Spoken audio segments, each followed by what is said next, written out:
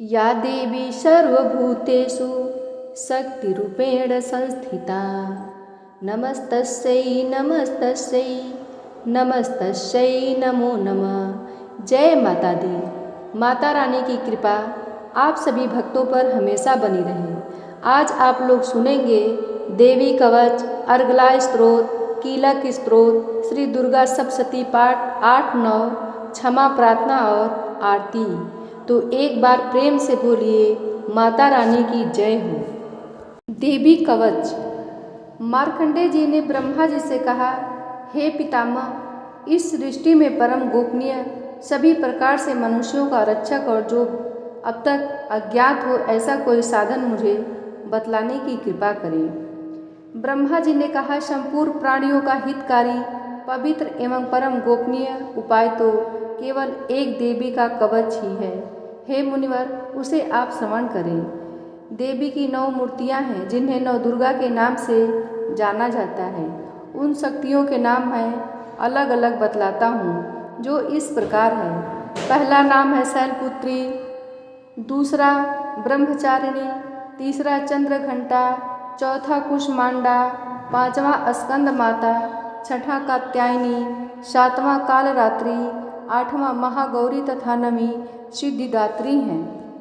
जो व्यक्ति अग्नि से दग्ध हो रहा हो, रणभूमि में शत्रुओं द्वारा आच्छादित हो गया हो अथवा भीषण संकटापन्न अवस्था में हो, तो वह मनुष्य यदि जगजननी माँ दुर्गा के शरणागत हो जाए तो किसी भी अवस्था में उसका अनिष्ट नहीं हो सकता। वह किसी भी विपत्ति में नहीं पड़ सकता तथा वह शोक, दुख, भय आदि बाधाओं से मुक्त हो जाता है।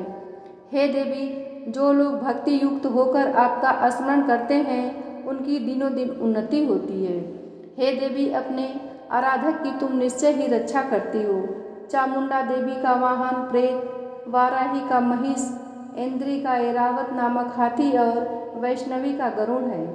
माहेश्वरी बैल पर तथा कौमारी मोर पर सवार हैं। विष्णु पत्नी महालक्ष्मी हाथ में कमल लिए कमलासन पर विराजती हैं।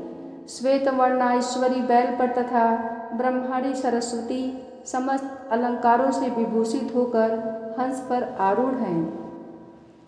समस्त देवियां अनेक अलंकारों एवं रत्नों से सज्जित होकर योग शक्तियों से पूर्ण हैं। इनके अतिरिक्त और भी अनेक देवियां हैं जो दानवों के दनल तथा संतों की सहायता के लिए क्रोधाकृति से रथ में सवार रहती हैं। उन देवियों के कर कमलों में शंख, चक्र, गदा, शक्ति, हल, मूसल, खेटक, तोमर, परशु, पास, भाला, त्रिशूल, उत्तम प्रकार का सिंह, धनुष आदि शस्त्र सुशोभित रहते हैं। उनके शस्त्र धारण का उद्देश्य देवताओं की सुरक्षा, दैत्यों का विनाश एवं भक्तों को अभय प्रदान करना है।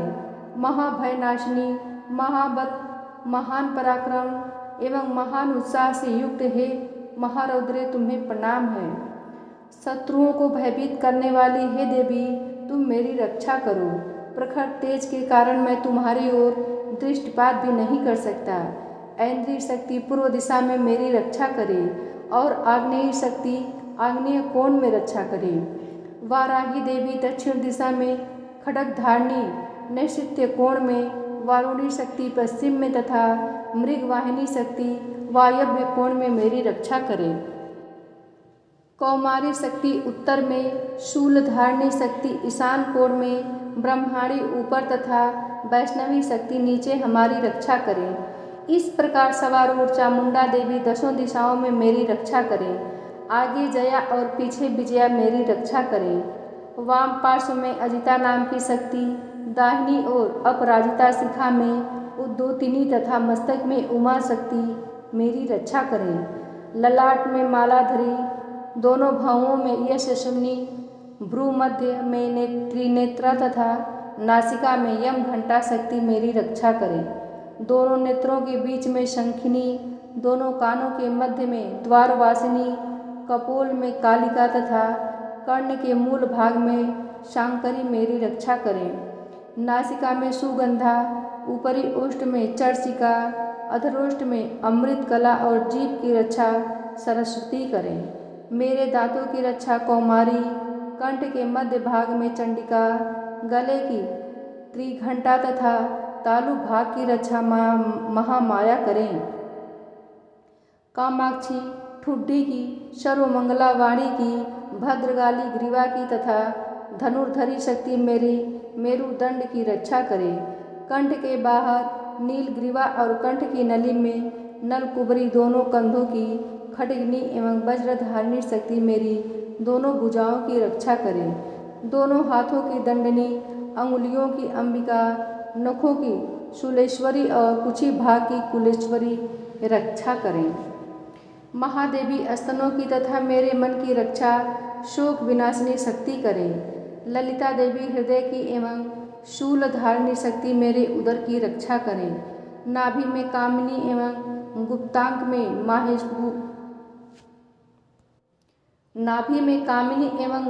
में गुम्हेश्वरी मेरी रक्षा करें। कामिका तथा पूतना लिंग की और महिषवाहिनी गुदा की रक्षा करें। भगवती कटी प्रदेश में तथा विंध्यवासिनी घुटनों की रक्षा करें। संपूर्ण कामनाओं को देने वाली महाबाला मेरे जंघा की रक्षा करें। दोनों पैरों की घुट्टी तथा नारसिंही दोनों पैरों के पिछले भाग की तेजसी देवी, पैर की उंगलियों की श्री देवी तथा तलुओं की रक्षा तलवासिनी करें। दृष्टा कालरी नखों की, ऊर्ध्वकेशनी देवी केशों की, कौबेरी रोमावली के छिद्रों में तथा बागेश्वरी मेरी त्वचा की रक्षा करें। पार्वती देवी रक्त, मज्जा, चर्बी, मांस, हड्डी और मैदे की रक्षा करें। कालरात्रि आंतों की, मुकुटेश्वरी पित्त की, पद्मावती पद्मकोश की, चूड़ामणि कफ की, ज्वालामुखी नख राशि में उत्पन्न तेज की तथा अविद्या शक्ति संधि स्थलों की रक्षा करें। ब्रह्माणी सुख की, छत्रेश्वरी छाया की, धर्मधारिणी शक्ति हमारे अहंकार, मन एवं बुद्धि की रक्षा करें। वज्रहस्ता प्राण, अपान, व्यान, उदान और समान वायु की तथा कल्याण शोभना शक्ति हमारे प्राण की रक्षा करें। रस, रूप, गंध, शब्द तथा स्पर्श रूप विषयों का अनुभव करते समय योगिनी एवं हमारे सत्व, रज एवं तमो गुणों की रक्षा नारायणी देवी करें। वाराही आयु की, वैष्णवी धर्म की, चक्रिणी यश कीर्ति, लक्ष्मी धन और विद्या की रक्षा करें। हे इंद्राणी तुम मेरे कुल की एवं हे चंडिके तुम हमारे पशुओं को रक्षण प्रदान करो। महालक्ष्मी पुत्रों की तथा भैरवी हमारे भार्या की रक्षा करें। सुपथा देवी पथ की, क्षेमकरी मार्ग की, महालक्ष्मी राज दरबार की एवं सर्वव्यापिनी विजया देवी भय से मेरी रक्षा करें। हे देवी इस कवच में जिस शरीर स्थान की रक्षा की बात कही गई है उन सभी स्थानों की पाप विनाशिनी जयंती देवी रक्षा करें। कल्याण का इच्छुक व्यक्ति इस कवच का पाठ किए बिना कहीं भी गमन न करे। इस कवच का पाठ करने वाला व्यक्ति जिन जिन स्थानों पर जाता है उसे उन सभी स्थानों पर धन की प्राप्ति, समस्त कामनाओं की उपलब्धि एवं विजय की प्राप्ति होती है। वह मनुष्य जिस वस्तु की इच्छा करता है वस्तु उसे निश्चय ही मिलती है। इस दुर्गा कवच का पाठ करने वाला इस भूमि पर अतुल ऐश्वर्य प्राप्त करता है तथा उसे किसी से भय प्राप्त नहीं होता और वह युद्ध में विजेता होता है। उस व्यक्ति की पूजा त्रैलोक्य में होती है। यह कवच देवताओं के लिए भी दुर्लभ है। इस देवी कवच का जो लोग श्रद्धापूर्वक त्रिकाल पाठ करते हैं उन्हें देवी कला प्राप्त होती है तथा वे त्रैलोक्य में किसी से परास्त नहीं होते। वह प्राणी शतायु होता है तथा उसकी कभी अकाल मृत्यु नहीं होती। उसके लूता एक प्रकार का रोग जो सिर में खाज के रूप में होता है, विस्फोटक, चेचक आदि समग्र रोग नष्ट हो जाते हैं। उसे अस्थावर विष तथा जंगम विष का प्रभाव नहीं होता। किसी प्रकार के तांत्रिक कर्म, मारण, मोहन, वशीकरण, उच्चाटन, विद्वेषण, शांतिकरण उसे व्याप्त नहीं होते। मंत्र, यंत्र, पृथ्वी एवं आकाश में गमन करने वाले ग्राम देवता आदि, जलोत्पन्न, उपदेश सिद्धि, समस्त देवता आदि, समस्त कुल देवता, कंठमाला, डाकिनी, शाकिनी तथा अंतरिक्षचारी, भूत, पिशाच, यक्ष, गंधर्व, राक्षस, ब्रह्म राक्षस, वेताल, कुष्मांड तथा भीषण, भैरव आदि समस्त अनिष्ट कारक जीव इस कवच के पाठ करने वाले व्यक्ति को देखते ही स्वयं नष्ट हो जाते हैं। इस कवच के पाठकर्ता को राज सम्मान प्राप्त होता है तथा वह प्राणी अपनी कीर्ति से इस भूतल को मंडित करता है। इस कवच पाठ के अनंतर जो सप्तशती का पाठ करता है वह इस धरती पर तब तक बना रहता है जब तक पहाड़, वन और कानन युक्त यह पृथ्वी स्थित रहती है। इस कवच का नित्य प्रतिपाठ करने वाला व्यक्ति देह त्याग के पश्चात महामाया की कृपा से परम पद का अधिकारी होता है। वह शिव सामीप्य को प्राप्त कर आनंद पूर्वक निवास करता है। इस प्रकार देवी कवच समाप्त हुआ। अर्गला स्तोत्र। मार्कंडेय जी ने कहा, जगदम्बिका के स्वरूप भूत जयंती, मंगला, काली, भद्रकाली, कपालिनी, दुर्गा, क्षमा, शिवा, धात्री, स्वाहा, स्वधा आदि देवियों को हम प्रणाम करते हैं। हे चामुंडे, आपकी जय हो। संपूर्ण जीवों की संताप विनाशिनी देवी आपकी जय हो। समस्त चराचर में परिव्याप्त हे देवी तथा कालरात्रि आपकी जय हो। हे मधुकैटभ विनाशिनी, हे ब्रह्मवर प्रदे देवी आपको नमस्कार है। तुम मुझे रूप, विजय, यश प्रदान करो एवं मेरे शत्रुओं का नाश करो। हे महिषासुर विनाशिनी एवं भक्तों की सुखदायिनी देवी आपको मेरा नमस्कार है। आप मुझे रूप, यश, जय आदि प्रदान करो और मेरे शत्रुओं का विनाश करो। चंड, मुंड एवं रक्त बीज आदि दैत्यों की विनाशिनी देवी तुम मुझको रूप, जय तथा यश प्रदान करो तथा मेरे रिपुओं का नाश करो। शुंभ, निशुंभ और धूमाक्ष नामक दैत्यों की संहारिणी हे देवी तुम मुझको रूप, यश, सुख्याति प्रदान करो तथा मेरे शत्रुओं का नाश करो। वंदनीय चरणा और संपूर्ण सौभाग्यदायिनी देवी तुम मुझे रूप, यश और कीर्ति प्रदान करो एवं मेरे शत्रुओं का संहार करो। अचिंत्य स्वरूपा एवं अचिंत्य चरित्र वाली शत्रु विनाशिनी हे देवी तुम मुझे रूप, जय और कीर्ति दो और मेरे शत्रुओं का नाश करो। पाप विनाशिनी हे चंडिके देवी, जो लोग आपको श्रद्धा भक्ति पूर्वक नमन करते हैं उन्हें तुम रूप, यश, सुकीर्ति प्रदान करो और उनके शत्रुओं का दमन करो। हे व्याधि विनाशिनी चंडिके देवी, जो लोग भक्ति भाव से तुम्हारा अभिनंदन करते हैं उन्हें रूप, यश और जय प्रदान करो और उनके शत्रुओं का विनाश करो। हे चंडिके, जो लोग भक्ति युक्त होकर तुम्हारा पूजन और नमन करते हैं उनको तुम रूप, जय और यश दो तथा उनके बैरियों का विनाश करो। हे देवी, तुम मुझे सौभाग्य और आरोग्य लाभ प्रदान करो और मुझको रूप तथा विजय देकर यशस्वी बनाओ तथा मेरे शत्रुओं का दमन करो। हे देवी, मेरे शत्रुओं का संहार करो, मुझे रूप, बल और जय दो। हे देवी, मेरा कल्याण करो, तुम मुझे अतुल संपत्तिशाली करो, रूप दो, जय दो, कीर्ति दो तथा मेरे शत्रुओं का संहार करो।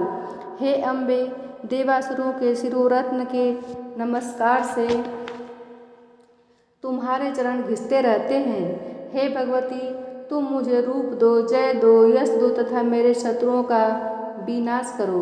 हे देवी, तुम अपने भक्तजनों को विद्वान, यशवान और धनवान बनाओ। हे देवी, तुम मुझको रूप, जय, यश प्रदान करो तथा मेरे दुश्मनों का नाश करो। प्रबल दैत्यों के गर्व को चूर करने वाली हे चंडिके, तुम शरणागत को रूप, जय, यश दो और मेरे दुश्मनों का नाश करो। हे चार भुजाधारिणी ब्रह्मा द्वारा वंद परमेश्वरी, तुम मुझे रूप, जय, कीर्ति दो और मेरे शत्रुओं का क्षय करो। हे अंबिके, तुम्हारी स्तुति भगवान विष्णु सदैव किया करते हैं। तुम मुझे रूप, जय, यश दो तथा मेरे शत्रुओं का संहार करो। भगवान शिव द्वारा स्तुति प्राप्त हे परमेश्वरी, तुम मुझे रूप, जय, यश दो और मेरे शत्रुओं का संहार करो। सचीपति देवराज इंद्र के द्वारा शुद्ध भाव से पूजित हे परमेश्वरी, तुम मुझको रूप, जय, कीर्ति दो और मेरे शत्रुओं का संहार करो।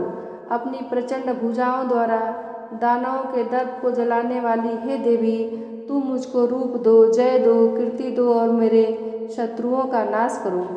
अपने भक्तजनों को अत्यंत आनंद प्रवर्धिनी हे अंबिके, तुम मुझे रूप, जय, यश देकर मेरे शत्रुओं का दमन करो।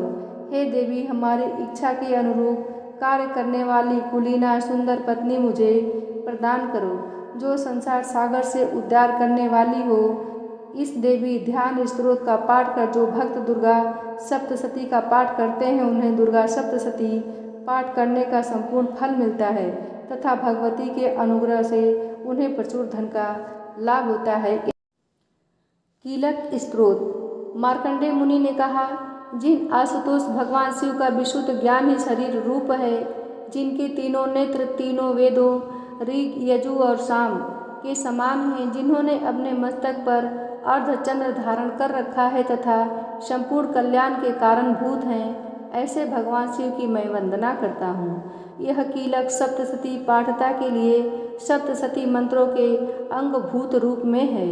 जो लोग इस कीलक का पाठ करते हैं उनका सदैव मंगल होता है।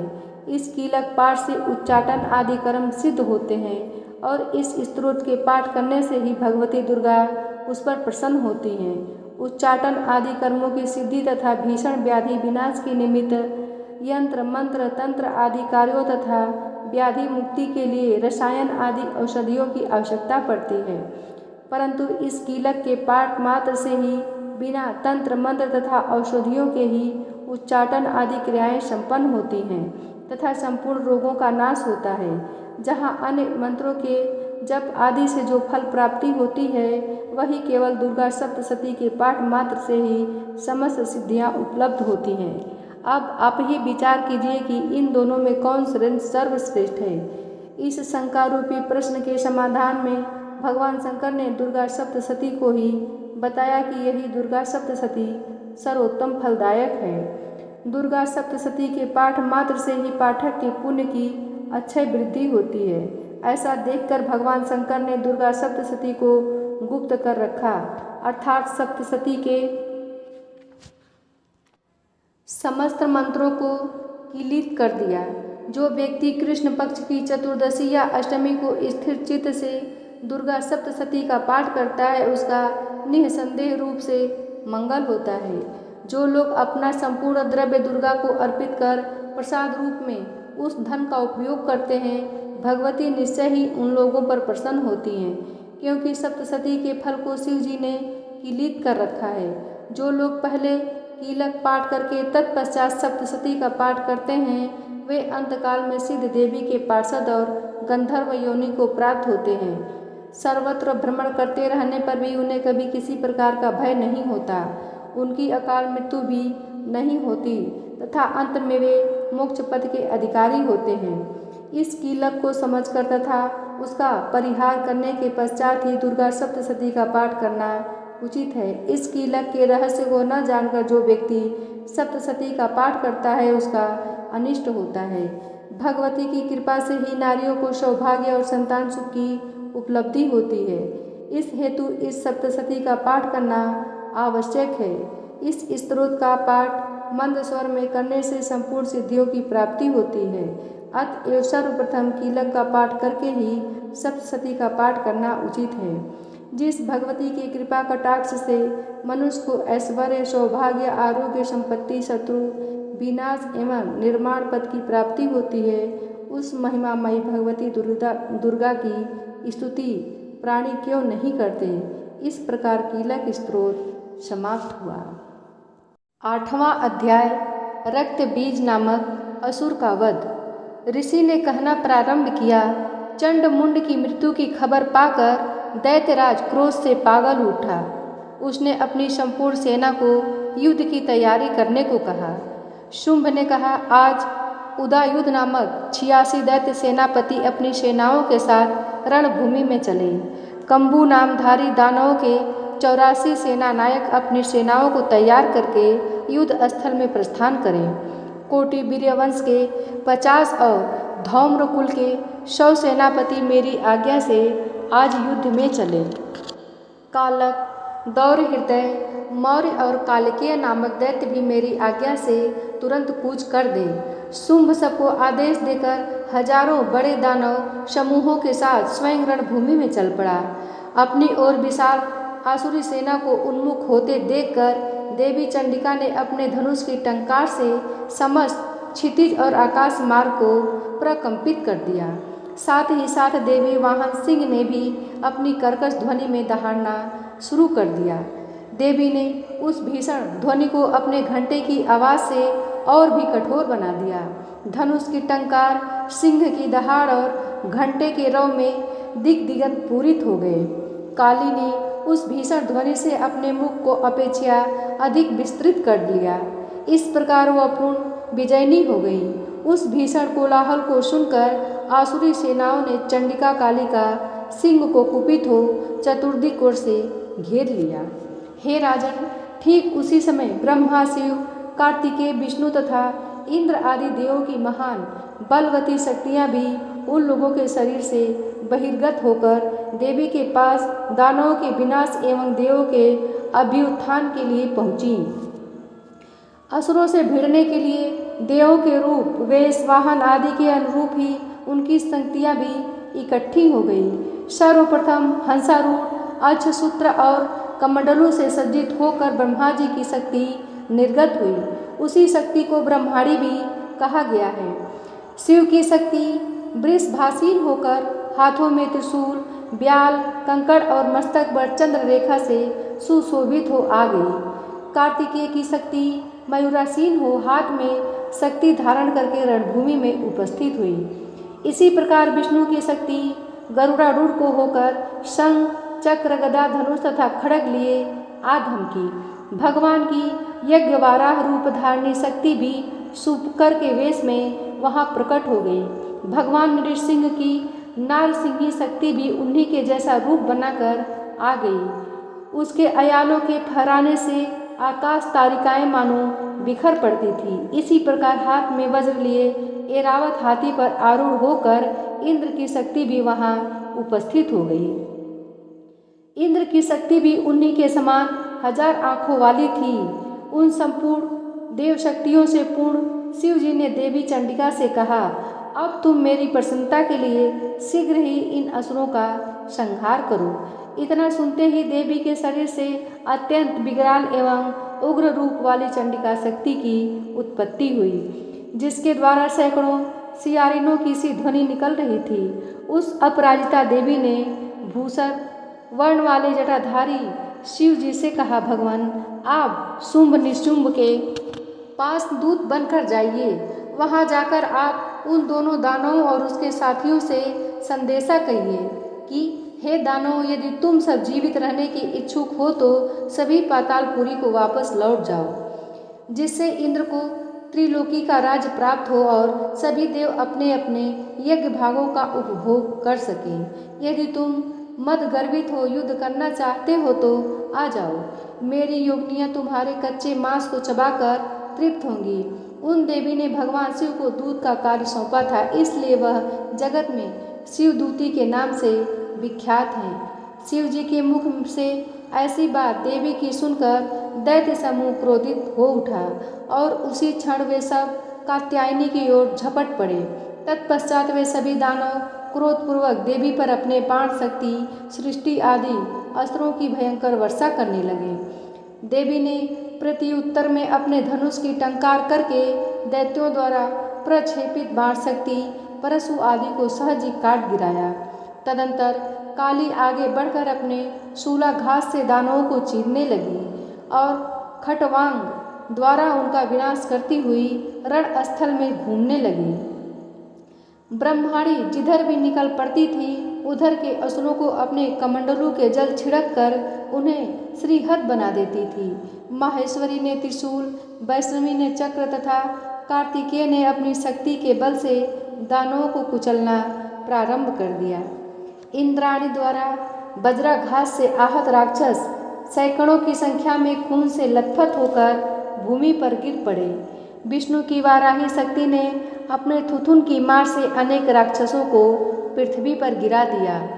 दाढ़ों की मार से कितनों की छाती को विदारित कर दिया तथा कितने ही वैष्णवी के चक्र से घायल होकर भूमि पर गिर पड़े। कितने ही राक्षसों को अपने नखों से फाड़कर नारसिंही शक्ति उन्हें खा डालती और समस्त दिशाओं को सिंहनाद से कपाती हुई युद्धभूमि में विचरने लगी। शिवदूती के क्रूर अट्टहास से डरकर कितने ही दानव धराशायी हो गए। उनके पतित होते ही शिवदूती उन्हें चबा डालती थी। इस प्रकार क्रुद्ध देवियों के द्वारा बड़े बड़े वीरों का वध होते देखकर राक्षसी सेना युद्ध भूमि से खिसकने लगी। देवियों द्वारा भयातुर दानवों का भागना देखकर महादैत्य रक्तबीज क्रोधित हो समर भूमि में आ पहुँचे। उसके शरीर से रक्त की बूंद गिरते ही उसी के आकार के अन्य दैत्य उत्पन्न हो जाते थे। अब महादानव रक्तबीज हाथ में गदा लेकर इंद्राणी से युद्ध करने लगा। तब ऐन्द्री ने वज्राघात से उसे आहत कर दिया। वज्र के प्रहार से उसके शरीर से खून की बूंदें टपकने लगी, जिससे उसी के अनुरूप नए दानों की उत्पत्ति होने लगी। उसके शरीर से खून की जितने बूंदें पृथ्वी पर गिर रही थीं, उतने ही नए दैत्य पैदा हो गए। नए उत्पन्न राक्षस मातृगणों के साथ भीषण वेग से युद्ध करने लगे। इंद्राणी के वज्र प्रहार से उस राक्षस के मस्तक से खून चूने लगा, जिसके फलस्वरूप सहस्रों नए दानव प्रकट हो गए। वैष्णवी ने अपने चक्र से रक्त बीज पर आघात किया, फिर ऐन्द्री ने गदा की चोट से उसे घायल कर दिया। वैष्णवी के चक्र से घायल होने के कारण रक्त बीज की देह से बहुत अधिक मात्रा में खून निकला, जिसके फलस्वरूप असंख्य राक्षसों की उत्पत्ति हो गई और उनके द्वारा समस्त चराचर विश्वव्याप्त हो गया। कौमारी ने अपनी शक्ति वाराही से खड्ग और माहेश्वरी शक्ति ने अपने त्रिशूल के द्वारा रक्त बीज को आहत कर दिया। तब रक्त बीज अत्यंत कुपित होकर संपूर्ण मात्र शक्तियों पर अपनी गदा से प्रहार करने लगा। शक्ति शूल आदि के द्वारा विद्ध होने पर उसके रक्त द्वारा अगणित नए महादानवों की उत्पत्ति हो गई। इस प्रकार उन दानवों से उत्पन्न नए दैत्यों द्वारा समस्त जगत आच्छादित हो गया। इसे देखकर देवतागण त्रस्त हो गए। देवताओं को भयातुर देखकर चंडिका ने जल्दी से काली को संबोधित किया, चामुंडे, तुम अपने मुख का और अधिक विस्तार करो। रक्त बिंदु से उत्पन्न होने वाले नए असुरों को तुम द्रुत गति से भक्षण कर लो। तुम नए राक्षसों का भक्षण करती हुई रणभूमि में विचरती रहो। इस तरह जब उसके शरीर का समग्र रक्त कोष समाप्त हो जाएगा, तब अनायास ही उसका वध हो सकेगा। जब तुम उन भीषण दानवों का भक्षण कर डालोगी, तब नए दैत्यों का उत्पन्न होना बंद हो जाएगा। इतना कहकर चंडिका देवी ने अपने शूल से रक्त बीज पर प्रहार किया। उसके शरीर से रक्त निकलते ही उसे काली ने अपने मुंह में भर लिया। तब रक्त बीज ने अपनी गदा से चंडिका पर आघात किया, परंतु उसकी गदा से देवी को कोई आघात नहीं पहुंचा। उधर रक्त बीज के घायल शरीर से बहुत अधिक मात्रा में रक्त स्राव हुआ, किंतु उस रक्त के भूमि पर गिरने के पहले ही चामुंडा ने उस रक्त को अपने मुंह में ले लिया। रक्त भरे रहने के कारण मुख में भी जब नए दानवों की उत्पत्ति होने लगी, तो देवी उन्हें चबा जाने लगी और अंततोगत्वा उस रक्त बीज दानव का पूरा खून चूस लिया। अब उस रक्तहीन दानव रक्त बीज को अपने वज्र, बाण, खड्ग, रिष्टि आदि के प्रयोग से देवी ने मार गिराया।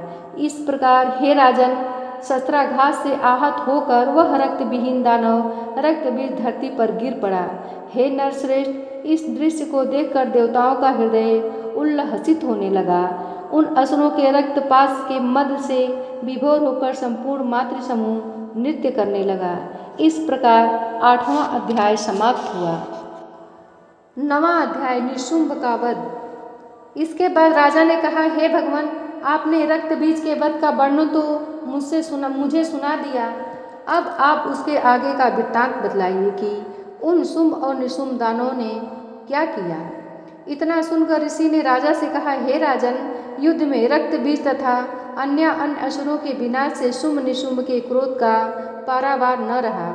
अपनी विशाल सेना का संहार होते देखकर निशुंभ देवी की ओर दौड़ पड़ा। उसी के साथ दैत्यों की प्रमुख सेना भी थी। उस राक्षस के अगल बगल भीमकाय दैत्य उसके अंगरक्षक के रूप में मौजूद थे।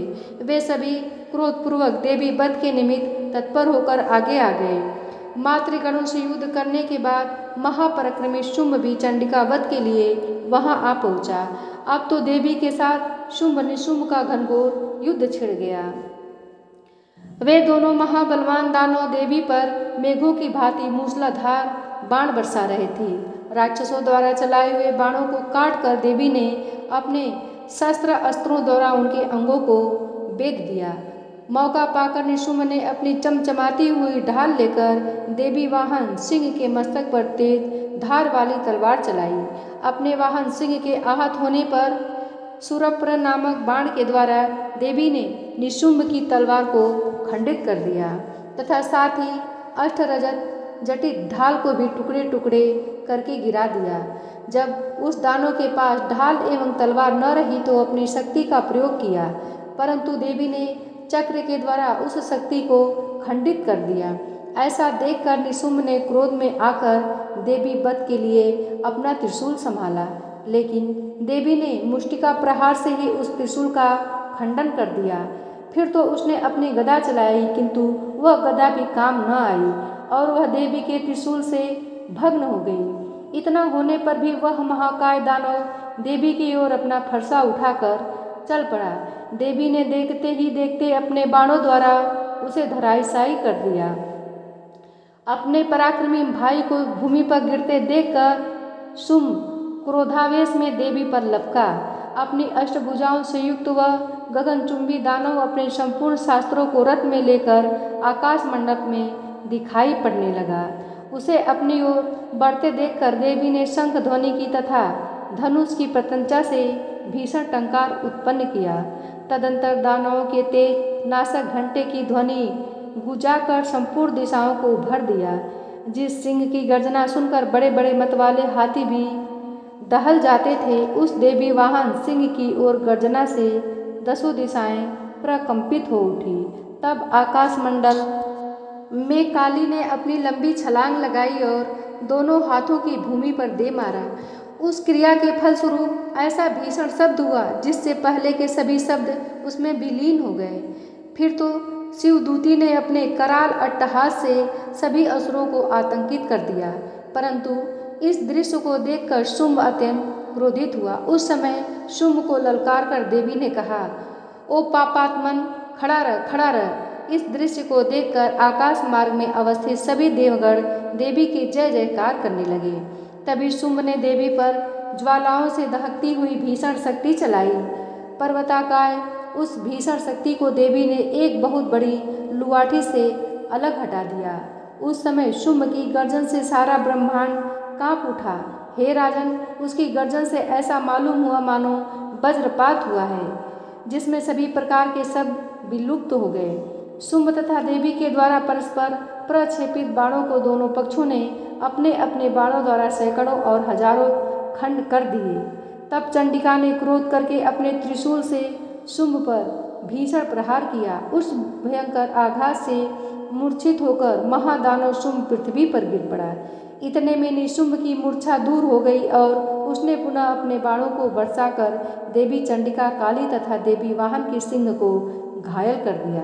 फिर तो वह दानवराज अपने 10,000 हाथों को उत्पन्न कर देवी पर अपने चक्रों से प्रहार करने लगा और देवी को आच्छादित कर दिया। तदंतर भगवती दुर्गा ने क्रुद्ध होकर अपने बाणों द्वारा राक्षस के चक्रों और बाणों को खंडित कर दिया। देवी के इस अद्भुत शौर्य को देखकर अपनी सेना के साथ निशुम्भ हाथ में गदा लेकर देवी वध के लिए आगे बढ़ा। देवी ने तुरंत ही अपनी तीक्ष्ण तलवार से उस दानव की गदा को काटकर गिरा दिया। गदा विहीन होते ही उसने हाथ में त्रिशूल उठा लिया। देवताओं का उत्पीड़क निशुम्भ जिस समय त्रिशूल लेकर दौड़ा, उससे पहले ही देवी ने अपने शूल द्वारा उसके हृदय को बेध दिया। उस शूलाघात से छाती छिदते ही उसी के समान भीमकाय आकृति वाला दानव उसके वक्ष से प्रकट हो गया और वह नया दानव खड़ी रह ऐसा कहने लगा। उस नए दानव की बात पर देवी अट्टहास करने लगी और अपनी तलवार से उसका सिर काट डाला। वह दैत्य वहीं भूमि पर गिरकर शांत हो गया। उसके गिरते ही देवी वाहन सिंह उसकी गर्दन चबाने लगा। इस दृश्य को देखकर वे खड़े हो जाते थे। सिंह की तरह काली और शिवदूती ने भी अन्य राक्षसों का भक्षण करना शुरू कर दिया। कौमारी की शक्ति से विदारित होकर कितने ही दानव नष्ट हो गए। ब्रह्माणी के मंत्रपूत जल के सिंचन से कितने ही दानव तेज विहीन होकर रणभूमि से भागने लगे। माहेश्वरी के त्रिशूल प्रहार से कितने ही दानव छिन्न भिन्न हो गए। बाराही के थुथुन के मार से अनेक राक्षस चकनाचूर हो गए। वैष्णवी ने अपने चक्र से दैत्यों के टुकड़े टुकड़े कर दिए। ऐन्द्री की वज्राघात से कितनों के चिथड़े हो गए। उस भयंकर समर में कुछ असुर नष्ट हो गए, कुछ अपने प्राण बचाकर रणस्थल से भाग चले तथा असंख्य दैत्य समुदाय कालीशू, दूती और सिंह के द्वारा काल कवलित हो गए। इस प्रकार 9वां अध्याय समाप्त हुआ। क्षमा प्रार्थना। हे जगदम्बिके, मेरे द्वारा किए गए पाठ में जहाँ कहीं मात्राओं की त्रुटि, विसर्ग, अनुस्वार के उच्चारण में कमी रह गई हो तो इन समस्त त्रुटियों को आप क्षमा करके मेरे किए गए संकल्पों को पूर्ण करने की कृपा प्रदान करें। हे परमेश्वरी, मेरे द्वारा रात दिन सहस्रों अपराध होते रहते हैं। यह मेरा दास है, ऐसा समझकर मेरे उन अपराधों को आप कृपा पूर्वक क्षमा करो। हे परमेश्वरी, मैं आवाहन नहीं जानता, विसर्जन करना भी नहीं जानता तथा पूजा करने की विधि भी नहीं जानता, अतएव मुझे क्षमा करो। हे परमेश्वरी, हे सुरेश्वरी, मैंने जो मंत्रहीन, क्रियाहीन और भक्तिहीन आपकी पूजा की है वह सब आपकी कृपा से पूर्ण हो जाए। सैकड़ों अपराध करके भी जो मनुष्य आपकी शरण में आकर जगदम्ब कहकर पुकारता है उसे वह गति प्राप्त होती है जो ब्रह्मा आदि देवताओं के लिए भी सुलभ नहीं है। जगदम्बिके, मैं अपराधी हूँ किंतु आपकी शरण में आया हूँ। इस समय दया का पात्र हूँ, आप जैसा चाहें वैसा करें। हे परमेश्वरी देवी, अज्ञान से, भूल से अथवा बुद्धि की भ्रांति होने के कारण मैंने जो न्यूनता या अधिकता कर दी हो वह सब क्षमा करें और मुझ पर प्रसन्न होवें। सच्चिदानंद स्वरूपा परमेश्वरी, जगन माता कामेश्वरी, आप प्रेम पूर्वक मेरी यह पूजा स्वीकार करें और मुझ पर प्रसन्न हों। देवी सुरेश्वरी, आप गोपनीय से गोपनीय वस्तुओं की रक्षा करती हैं। मेरे द्वारा निवेदन किए गए इस जप पाठ को ग्रहण स्वीकार करें। आपकी कृपा से मुझे सिद्धि सफलता प्राप्त होवे। इस प्रकार क्षमा प्रार्थना समाप्त हुआ। श्री दुर्गा जी की आरती। जय अम्बे गौरी मैया, जय श्यामा गौरी मैया, जय मंगल करणी मैया, जय आनंद करणी। तुमको निस दिन ध्यावत हर ब्रह्मा शिवरी। ओम जय अम्बे गौरी मैया, जय श्यामा गौरी। मांग सिंदूर विराजत टीको मृग मद को, उज्ज्वल से दो नैना चंद्र बदननी को। जय अम्बे गौरी मैया, जय श्यामा गौरी। कनक समान कलेवर रक्तांबर राजे, रक्त पुष्प गलमाला कंठन पर साजे। जय अम्बे गौरी मैया, जय श्यामा गौरी। के हरिवाहन राजत खड्ग खप्पर धारी, सुर नर मुनि जन सेवत तिनके दुख हारी। जय अम्बे गौरी मैया, जय श्यामा गौरी। कानन कुंडल शोभित नासाग्रे मोती, कोटिक चंद्र दिवाकर राजत समज्योति। जय अम्बे गौरी मैया, जय श्यामा गौरी। शुंभ निशुंभ विदारे महिषासुर घाती, धूम्र विलोचन नैना निस दिन मदमाती। जय अम्बे गौरी मैया, जय श्यामा गौरी। चंड मुंड संहारे शोणित बीज हरे, मधुकैटभ दो मारे शूर भयहीन करे। जय अम्बे गौरी मैया, जय श्यामा गौरी। ब्रह्माणी रुद्राणी तुम कमला रानी, आगम निगम बखानी तुम शिव पटरानी। जय अम्बे गौरी मैया जय श्यामा गौरी। 64 योगिनी गावत नृत्य करत भैरो, बाजत ताल मृदंगा और बाजे डमरू। जय अम्बे गौरी मैया जय श्यामा गौरी। तुम ही जग की माता तुम ही हो भरता, भक्तन की दुख हरता सुख संपत्ति करता। जय अम्बे गौरी मैया जय श्यामा गौरी। भुजाचार अति शोभित वरहु अभयधारी, मन वांछित फल पावत सेवत नर नारी। जय अम्बे गौरी मैया जय श्यामा गौरी। कंचल थाल विराजत अगर कपूर बाती, श्रीमाल के तुम्हें राजत कोटि रत्न ज्योति। जय अम्बे गौरी मैया जय श्यामा गौरी। ये अम्बे जी की आरती जो कोई नर गावे, कहत शिवानंद स्वामी सुख संपत्ति पावे। जय अम्बे गौरी मैया जय श्यामा गौरी। जय माता दी।